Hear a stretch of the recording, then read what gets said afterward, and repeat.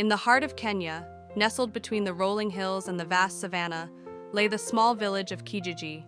It was a place where the sun kissed the earth with a golden hue, and the air was filled with the sweet scent of acacia blossoms. Among the villagers was a young woman named Amina, known for her beauty and her voice that could rival the nightingale's song. Amina had always been a dreamer. She often wandered to the edge of the village, where the savanna stretched out endlessly and sang songs of love and longing. Her voice carried tales of ancient times, of warriors and maidens, of love lost and found. But her heart belonged to one man, a young warrior named Kofi. Kofi was strong and brave, with eyes that sparkled like the stars. He had returned to Kijiji after years of training with the Masai warriors.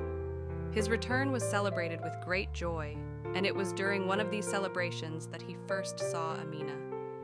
She was singing by the fire, her voice weaving a spell that drew him in. From that moment, Kofi knew he was in love.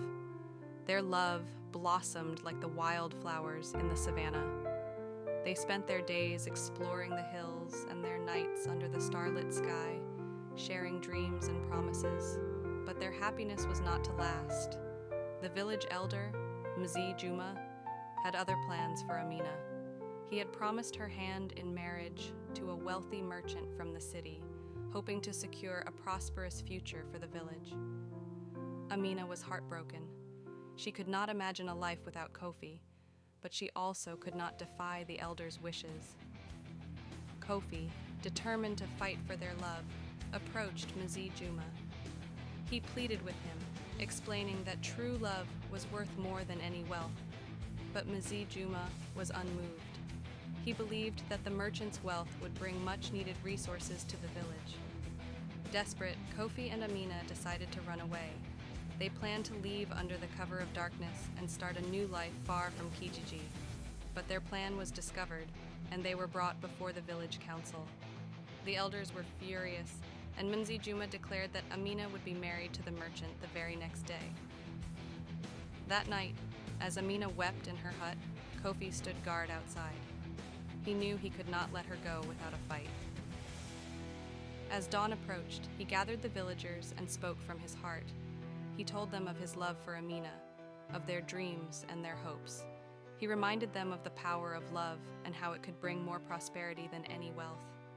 The villagers, moved by his words, began to murmur among themselves.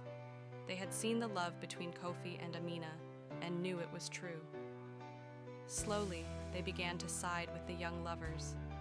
Mzee Juma, seeing the tide turn, reluctantly agreed to let Amina choose her own path. With tears of joy, Amina and Kofi embraced. The village erupted in celebration, and the air was filled with the sound of drums and laughter. Amina's voice soared above it all, singing a song of love and freedom. From that day on, Kijiji prospered not because of wealth, but because of the love and unity that bound its people together. Amina and Kofi's love story became a legend, a reminder that true love could conquer all.